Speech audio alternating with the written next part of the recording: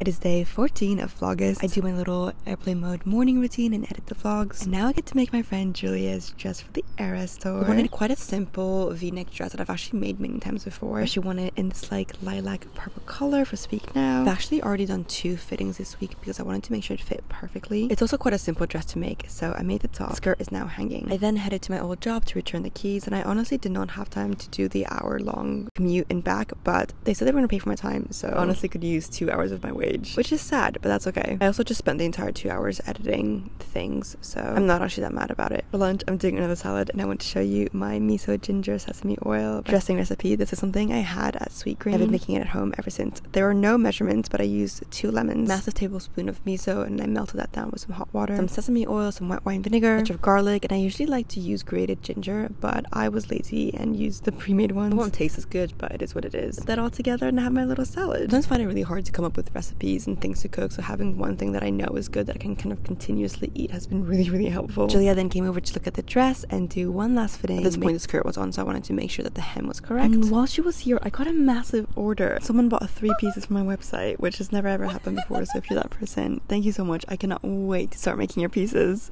Like, you've genuinely made my month. I then spent the evening working on my Willow dress for the Era store. I'm feeling quite stressed. I don't have as much as I should. Watch my Instagram stories right now. I think by the time this is up, you'll see the final product, but I don't really like to work like at night or in the evenings because my concentration just isn't as good. When I do, you know, it's very last minute, but this is everything I got done tonight. Bodice of the dress is made, it put together. I played around with some of the flounces and found out like the right amount of flounce and how to make it, so that's sorted. And then I also ironed out all of the lace that I had that I'm thinking of using. I'm probably gonna have to get more because this is just like not looking enough. To say I am stressed is an understatement, but we will make it work. We all do. I will see you tomorrow.